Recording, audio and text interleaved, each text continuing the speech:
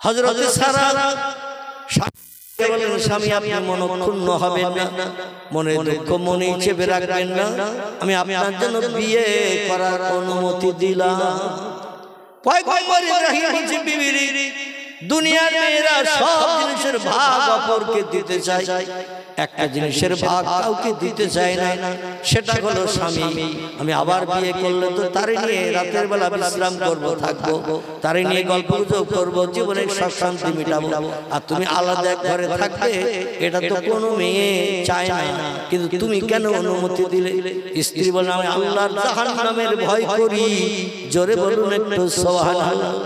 পয়গম্বর ইব্রাহিম বললেন, বিবি রে, তুমি যখন অনুমতি দিলে আমার বিয়ে করার, তাহলে আমি কিন্তু নিজে দেখে মেয়ে বিয়ে করব না, ও মেয়ে চয়েস করার দায়িত্ব তোমার। জোরে বলুন একটু সুবহানাল্লাহ। তাহলে পয়গম্বরদের জ্ঞান সাধারণ মানুষের থেকে বেশি না কম? এই কথা বলতে যে আমি বলছিলাম আল্লাহর কোরআনের কথা, ওমা উতীতুম মিনাল ইলমি ইল্লা কালিলা। ও মানুষ, তোমাদের ব্রেন মগজে যত জ্ঞান, এই জ্ঞান হলো আমার জ্ঞানের কাছে সামান্যতম জ্ঞান।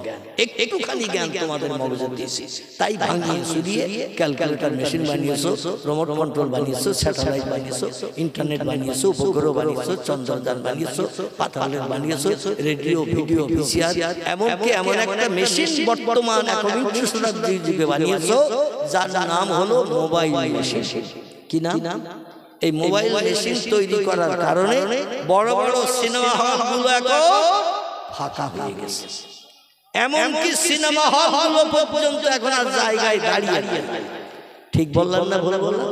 কারণ হাতেই তো সিনেমা হল, মোবাইলে টাচ করলেই তো সিনেমা বেরিয়েছে। এখন আর টিকিট কেটে সিনেমা হলে ঢোকার দরকার আছে? যদি বলেন হঠাৎ ঢোকাবে, গোটা তিনেক সিনেমা হলের নাম করব। বর্তমানে যেখানে ছিল অতীতকালে 20-50-60 বছর ধরে এখন সে জায়গাটা জমি হয়ে গেছে। একটি সিনেমা হলের নাম হলো ফাল্গুনী, আছে না নাই? বসিরহাট মেন রোড দিয়ে বারাসাতে যেতে গেলে তিরমুনি পার হয়ে গেলে ডান পাশে ছিল ফাল্গুনী নাম লেখা। এ দেখতে কোনো অসুবিধা আছে না? নাম লেখা অসুবিধা নেই। কোনটা ভালো জায়গা, কোনটা মাদ্রাসা, কোনটা মসজিদ, কোনটা সিনেমা হল, চোখে দেখলে কোনো দোষ নাই।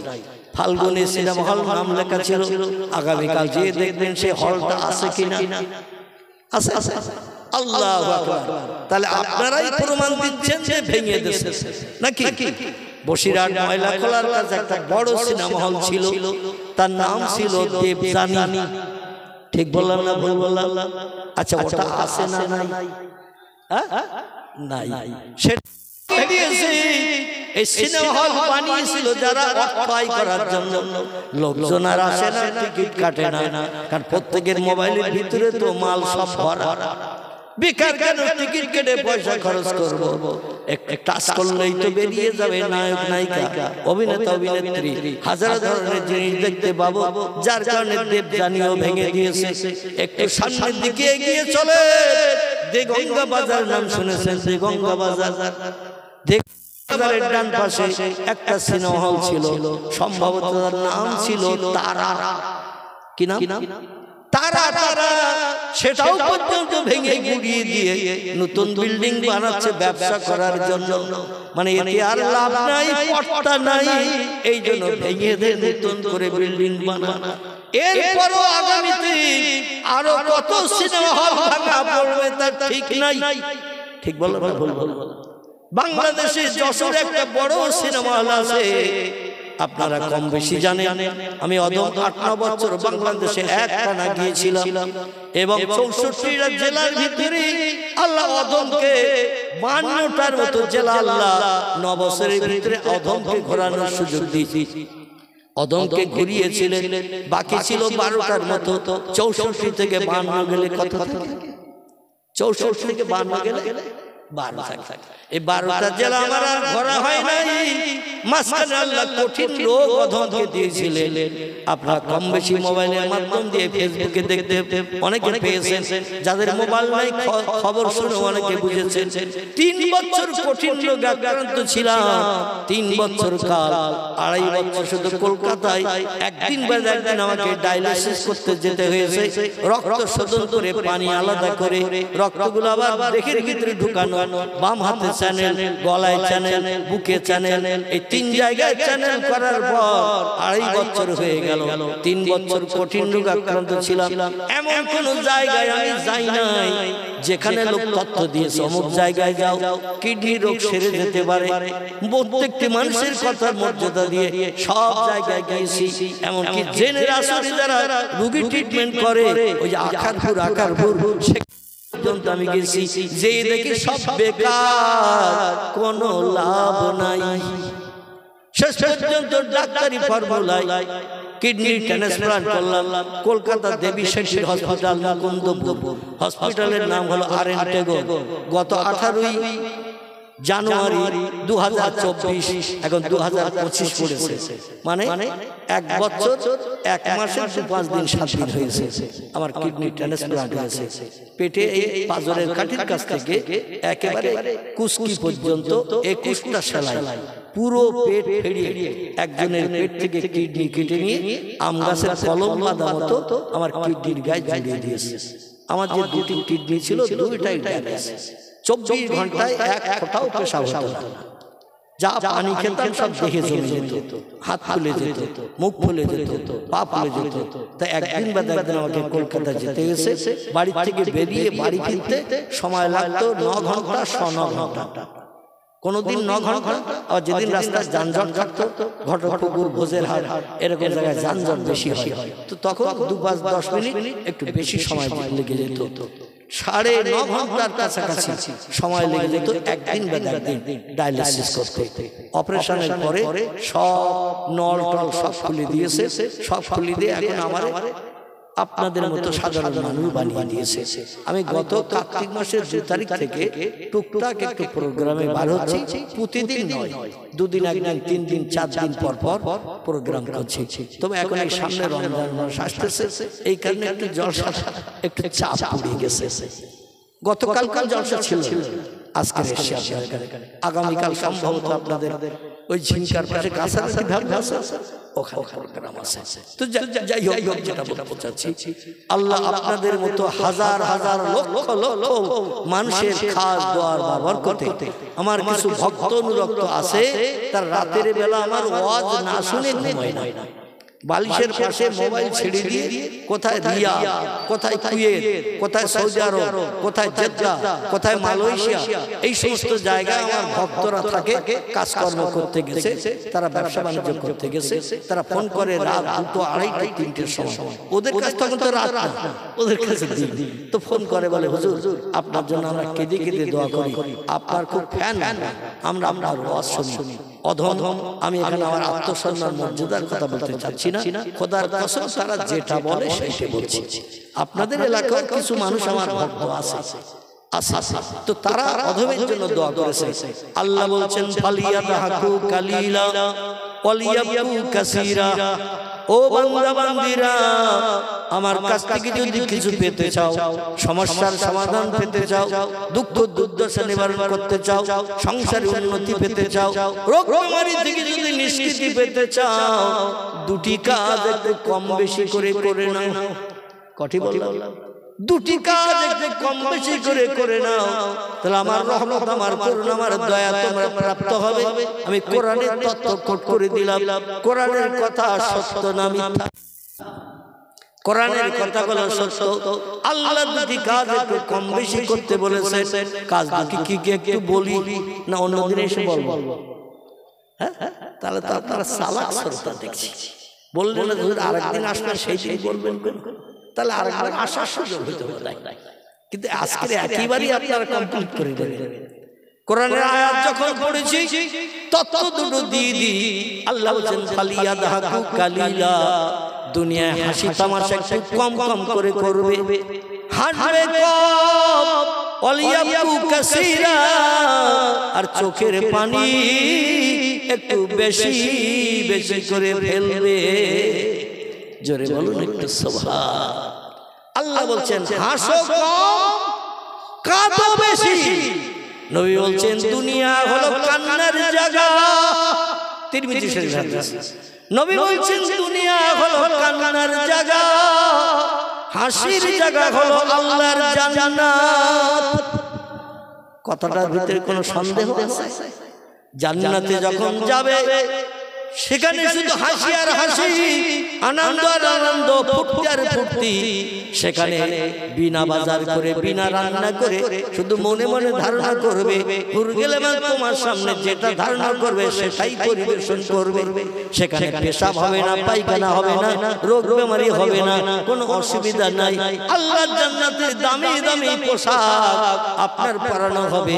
আর একটা পুরুষের সেবা করার জন্য তিরমিজি শরীফের হাদিস, নবী বলছেন 70টা করে 18 বছরের যুবতী মেয়ে এক একটা বেটা ছেলের সেবিকা হবে।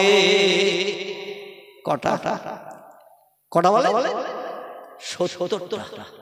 18 বছরের যুবতী মেয়ে এক একটা জান্নাতি পুরুষের সেবিকা হবে। আচ্ছা, দুনিয়ায় কেউ যদি 4টি বিয়ে করে, শরীয়তে বৈধ আছে। ফানকিহু মা তাবা লাকুম মিনান নিসা। বক্তা এসে গেছে? আল্লাহু আকবার।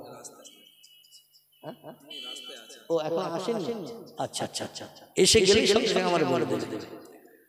আমার ভাইরা, আমি আপনাদের কাছে যেটি তথ্য দিচ্ছিলাম, পৃথিবীতে যদি কেউ 4টি বিয়ে করে, শরীয়তের বিধান আছে 4টি বিয়ে করা। ফানকিহু মা তাবা লাকুম মিনান নিসা মাসনা সুলাসা ওয়া রুবা। আল্লাহ তাআদিলু ফাওয়াহিদাতান আল আখির। জোরে বলুন একটু আল্লাহু আকবার। আল্লাহ বলেন ফানকিহু, তোমরা নিকাহ করো, বিবাহ করো, মা তাবা লাকুম মিনান নিসা।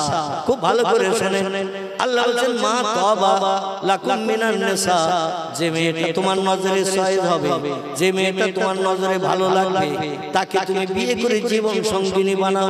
বাপ থেকে এসেছে, চাচা থেকে এসেছে, পাড়ার মোড়ল থেকে এসেছে, ওই দেখায় কিন্তু যদি ছেলের পছন্দ না হয়, সারা জীবন তার সংসারে অশান্তি চলবে। এজন্য কোরআন তত্ত্ব দিয়েছে, যে মেয়েটা বিয়ে করবে, ও ছেলেটা যাকে বিয়ে করবে, ছেলেটাকে কম বেশি অন্তত একটা বার দেখাও। কারণ বিয়ে তো চাচা করবে না, বিয়ে তো দাদা করবে না, বিয়ে তো বাপ করবে না, ওদের নজরে পছন্দ। কিন্তু বিয়ে করবে যে, তার নজরে যদি পছন্দ না হয়, ও সংসার চলবে ভালো? কথা বলে আল্লাহু আকবার। একটু কথা বলবেন তো, সংসার চলবে ভালো? কারণ স্ত্রীর সঙ্গে খুটখাট কুটখাট অশান্তি সবসময় বেঁধে থাকবে। ও চিন্তা করবে কবে এরে পার করবো, আবার আমার মনের মানুষ যার সঙ্গে কথা সেটেল আছে তার ঘরে নাউজুবিল্লাহ মিন যালিক। এসে গেছে আলহামদুলিল্লাহ, টপ করে এসেছে। তো আল্লাহ বলেন মাসনা, একটা স্ত্রী যদি তোমার জীবন যৌবনে ক্ষুধা নিবৃত্তি করতে না পারে, মাসনা তুমি দুটো বিয়ে করতে পারো। দুটি স্ত্রী যদি তোমার শান্তি মিটাতে অক্ষম হয়, অসলাসা তুমি 3টি বিয়ে করতে পারো।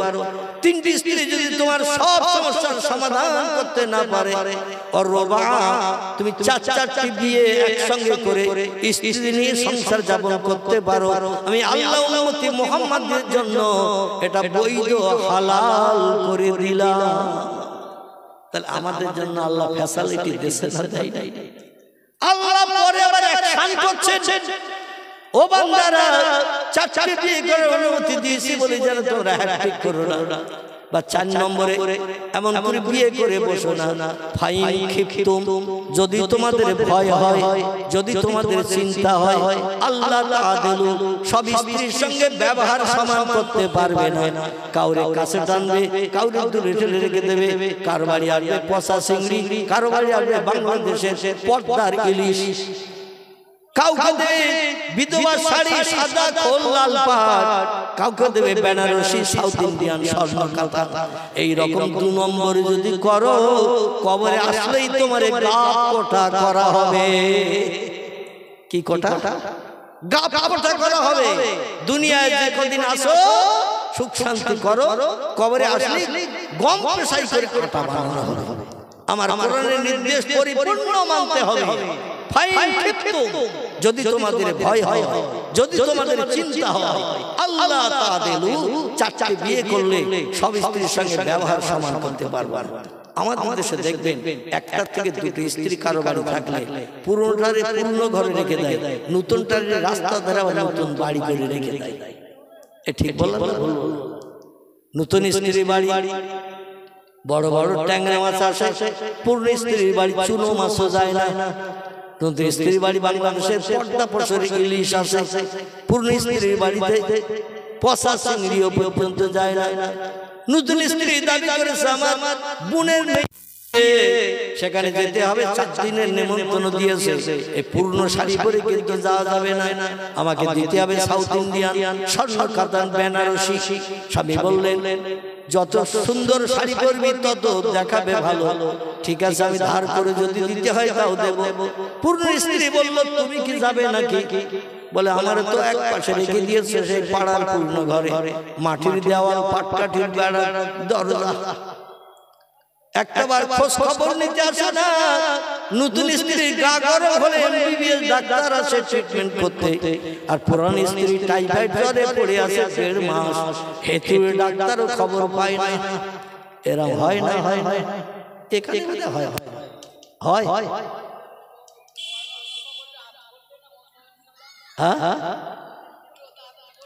আচ্ছা আচ্ছা এখন বলবো তো, পিছনে বক্তা আসছে, দিচ্ছি ইনশাআল্লাহ, ধরে দিচ্ছেন যখন কিছু তথ্য দিচ্ছি। আমার ভাইরা, এই পৃথিবীতে যারা 4টি বিয়ে করে, চায়ের দোকানে বসে আছে রাত 11:30 পর্যন্ত, দোকানদার বলে শীতকাল, খরিদ্দার নাই, ঠান্ডায় কেন বসে থাকবো, চল মিন্টু বাড়ি যাই।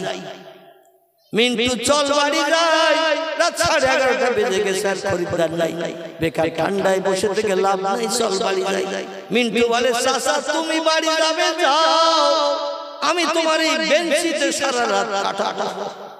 চাচা বলে কি রে, এক বলতে আমাদের একটা বউ, তাই মাঝে মাঝে চিন্তা হয় বউটা কি করছে বাড়িতে, মন আনচান করে। বউটার একটু থেকে আসতে পারলে হতো, কিন্তু খরিদ্দারের ভিড়ে যাওয়া হয় না। আর তোর এক বলতে 4টে বউ, তুই আমার বেঞ্চিতে সারা রাত থাকবি কেন? মৌমাছির মতো মশা তো তোরে সেকে ধরবে, ঠিক না?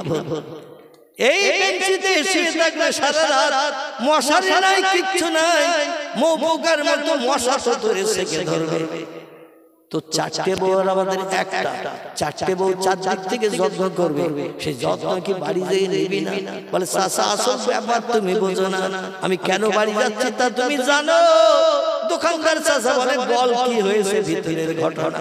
বলে বাড়ি গেলে এ টানবে হাত ধরে, ও টানবে পা ধরে, ও টানবে মাথার চুল ধরে, আমার ঘরে এসো। শেষ পর্যন্ত একা মানুষ 4টে বউ, কারে খুশি করব, সন্তুষ্ট করব? এই জন্য তখন আমার বাধ্য হয়ে বলতে হয়, কাঁঠাল গাছ ফাড়ার মতো যে যা পারিস ফিরিয়ে নে। কাঁঠাল গাছ ফাড়ার মতো যে যা পারিস ফিরিয়ে নে। আমি একা, তোরা 4 জন। আগে যদি জানতাম একটাও বিয়ে করতাম না। জোরে বলুন একটু নাউজুবিল্লাহ। আমার ভাইরা, কবরের ভিতরে লাশ শোয়ানো হবে, আর 2 জন পরীক্ষক এসেই বলবেন কুম বিইজনিল্লাহ। ও আল্লাহর বান্দা, পূর্বে যেমন জিন্দা অবস্থায় দুনিয়ায় 72 বছর বেঁচে ছিলে, 85 বছর বেঁচে ছিলে, 70 বছর বেঁচে ছিলে, আজরাইল চাবি মোড়া দিয়ে দেহ থেকে প্রাণ বার করে দিয়েছে। যার যার আপনজন তুমি পৌঁছে যাবে বলে আত্মীয় স্বজনের কাছে টেলিফোন করে খবর দিয়ে দিল, আসরে নামাজ বাদ জানাজা হবে, যদি পারো তার আগে এসো, অন্যথায় মরা বাবার মুখ তোমার দেখা হবে না। কেউ খবর শুনে দৌড়ে আসলো, যাদের সঙ্গে মহব্বত করে ভালোবাসা তার বাবা ছিল, ও সময়ের দিকে লাথি মেরে কাজকর্ম পরিত্যাগ করে দৌড়িয়ে ছুটে এসেছে। গোসল করানো হলো, কাপড় পরানো হলো। এবার মসজিদের ইমাম সাহেব কিংবা হাফেজ সাহেব, মাওলানা সাহেব ডেকে জানাজা নামাজ পাঠ করানো হলো। জানাজা নামাজ পাঠ করি, এবার জীবনের ওই গাড়ি প্রত্যেককে চাপতে হবে, প্রত্যেককে চাপতে হবে। এই গাড়িটার নাম কি? আলহামদুলিল্লাহ, এই গাড়িটার নাম হলো খাটিয়া গাড়ি। অধিকাংশ মসজিদে আসে না নাই? অধিকাংশ মসজিদে আছে বিনা সেলাইয়ের কাপড় পরিয়ে আপনাকে আমাকে কাপড়ের দিক ওদিকে দিয়ে চকলেটের মতো কাপড় মোড়ক করে মাথার দিকে একটা গিরো, মাঝখানে একটা গিরো, পায়ের দিকে একটা গিরো দিয়ে খাটিয়ায় তুলে এবার কবরে নিয়ে যাওয়া হয় না, হয় না? কবরে নিয়ে যাওয়া হলো, কবরের পশ্চিম পাশে রেখে এবার খাটিয়া সাইডের দরজা একটা খুলে দিয়ে নিচে নামিয়ে দিয়ে মাঝখানে একটা কাপড় ভরে দিয়ে এবার কবরে নামানো হচ্ছে। কবরে যখন লাশ নামানো হচ্ছে, বিসমিল্লাহি ওয়া আলা মিল্লাতি রাসূলিল্লাহ, এখানে বোধহয় বলে না, এখানে বলে আলহামদুলিল্লাহ, পৃথিবীর সব জায়গায় বলে বিসমিল্লাহি ওয়া আলা মিল্লাতি রাসূলিল্লাহ। আল্লাহর নামে শুরু করছি, আল্লাহর দ্বীনের উপরে, আল্লাহর ধর্মের উপরে তোমারে সইয়ে দিচ্ছি।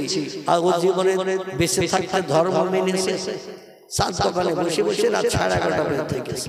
মসজিদে আজান হয়েছে, মুয়াজ্জিন ইমাম আর কিছু মুক্তাদি যারা টুপি মাথায় দিয়ে চলে, মুখে দাড়ি রেখে চলে, হাঁটুর নিচে লম্বা জামা গায়ে দিয়ে চলে, যাদের অন্তরে জাহান্নামের ভয় আছে, এরা জামাত ছাড়ে, কথা বলে, এরা জামাত ছাড়ে না, মসজিদে যায়। এই জীবনে মসজিদ মুখ হয় না। এমন কি কিছু মুসলমান আছে, নাম আব্দুর রহমান, নাম আব্দুল সালাম, নাম আব্দুল মোমেন, নাম আব্দুল করিম, নাম আব্দুল সাত্তার, আল্লাহর নামের সঙ্গে নাম, শুধু শুক্রবার ছাড়া কোনোদিন মসজিদের দিকে ফিরেও তাকায় না। এ ঠিক বললাম না ভুল বললাম? জুমার দিন শুক্রবার ছাড়া মসজিদের দিকে ফিরেও তাকায় না। এরে যদি আল্লাহর রাস্তায় কবরে সইয়ে দেওয়া হয়, আল্লাহর রাস্তায় থাকবে তো? কি থাকবে তো? কথা বলে, যেই কবরে যাবে আল্লাহ জালাওয়াই ফেরেশতারা যারা আল্লাহর হুকুম তামিলে ব্যস্ত, ওয়ায়াফআলুনা মা ইউমারুন, এ আল্লাহর রহমতের ফেরেশতারা তোমাদেরকে কঠোর করে বানিয়েছি। মালাইকাতুন গিলাজুন শিদাদ, আল্লাহ কোরআনে তত্ত্ব করে দিয়েছেন, কিছু ফেরেশতাকে নরম ধাতের বানিয়েছি, আবার কিছু ফেরেশতাদের আমি কঠোর কঠিন করে বানিয়েছি। ওই কঠোর কঠিন ফেরেশতারা আসবে ওরই কবরে যে পশ্চিম দিকে ফিরে জীবনে তাকায়নি। আর কর্তৃপক্ষরা কবরে যখন লাশ সইয়ে দেয়, কোন দিকে মুখ করে শোয়? কোন দিকে? কিবলার দিকে। আমাদের এখানে কিবলা কোন দিকে? পশ্চিম দিকে। তো পশ্চিম দিকে লাশের মুখটা করে সইয়ে দেয়। আর বলে মিনহা খলাকনাকুম ওয়া ফিহা নুঈদুকুম ওয়া মিনহা নুখরিজুকুম তারাতান উখরা। জোরে বলুন আল্লাহু আকবার। ইমাম বলে কবরে লাশ রাখা হয়ে গেছে, উপরে বাঁশের চেলি দেওয়া হয়েছে, আর পাশাগুলো বন্ধের জন্য কলার পাতা দেওয়া হয়েছে, তারপরে তার উপরে মাটি দিয়ে চাপা দেওয়া হয়েছে। এখন আমি যদি একা বলি এখানে কতদিন তোমার থাকতে হবে, কতদিন অবস্থান করবে, এই উপরে দাঁড়িয়ে বললে কবরস্থ ব্যক্তি শুনতে পাবে না, কারণ ওখানে বাঁশের চেলি দেওয়া, তার উপরে কলার পাতা দেওয়া, তার উপরে মাটি দেওয়া, 3 পর্দা ওরে আড়াল করা হয়েছে, কবর অন্ধকার বধির বানানো হয়েছে। এই জন্য আমার সঙ্গে তোমরা সবাই মিলে বলো, আমি একা বললে কবরস্থ চাচা শুনতে পাবে না, এজন্য সবাই আমার সঙ্গে বলো মিনহা খলাকনাকুম ওয়া ফিহা নুঈদুকুম ওয়া মিনহা নুখরিজুকুম তারাতান উখরা। এটা বলে না, বলে এক মুষ্টি করে মাটি নিয়ে একবার করে দোয়া পড়ে কবরে দেয়, আবার একবার পড়ে অফিহা নুঈদুকুম আর এক মুষ্টি দেয়, শেষ বেলা বলে অমিনহা নুখরিজুকুম তারাতান উখরা বলে কবরে মাটি দিল, তারপর কোদাল দিয়ে আপন টেনে কবরের উপর ভর্তি করে দিল। এই নিয়ম চলে তো নাকি? এই নিয়ম চলে।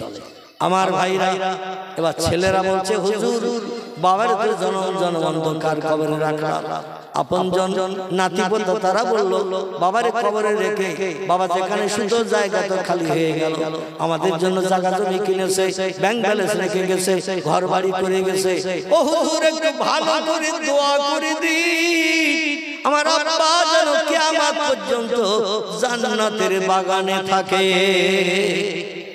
জীবনে পশ্চিম দিকে ফিরে তাকায়নি, পশ্চিম দিকে ফিরে একটু সেজদা করেনি, জীবনে কলেমা পড়ার সময় পায়নি, রমজানের রোজা রাখার সময় পায়নি। বলে যাদের ঘরে চাল নাই তারা রোজা রাখে, আমার ঘরে 5 পাটি চাল আছে, আমি কেন না খেয়ে থাকবো? কিছু মুসলমান আছে ওরা এইরকম মন্তব্য করে আল্লাহর ফরজ হুকুমের বিরুদ্ধে।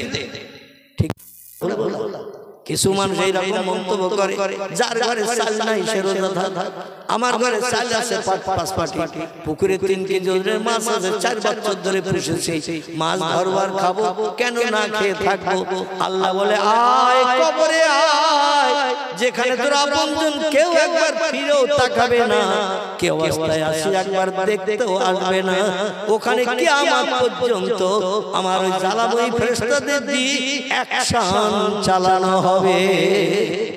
তিরমিজি শরীফের হাদিস। আপনজন লাশকে দাফন করে 40 কদম, পায়ের এক ধাপকে 1 কদম বলা হয়, 40 কদম ধাপ কেটে যখন বাড়ির দিকে আসবে, আচ্ছা কবরে কবরস্থ ব্যক্তিকে কবর দিয়ে সবাই থাকে না বাড়ি যায়? হ্যাঁ বাড়ি যায়, কেউ থাকে না? আহারে কেউ থাকে না। বলে ও চাচা ও দাদা, ইমাম সাহেব বললে আপনি শুনতে পাবেন না, কারণ 3 পর্দা উপরে দিয়ে আপনার অ্যাটাক করা হয়েছে, ইমাম একা বললে শুনতে পাবেন না, এখানে তো মাইকটাকে লাগানো হয় না, এজন্য সবাই মিলে মাইকের মতো আওয়াজ করে বলছি মিনহা খলাকনাকুম, এই মাটি দিয়ে আল্লাহ তোমারে পূর্বে বানিয়েছিল, অফিহা নুইদুকুম, আবার সেই মাটির গর্তে তোমারে আমরা রেখে গেলাম, অমিনহা নুখরিজুকুম, এই মাটির গর্ত কিয়ামত পর্যন্ত তোমার জন্য চিরজন্মের বাগান বানিয়ে দিলাম।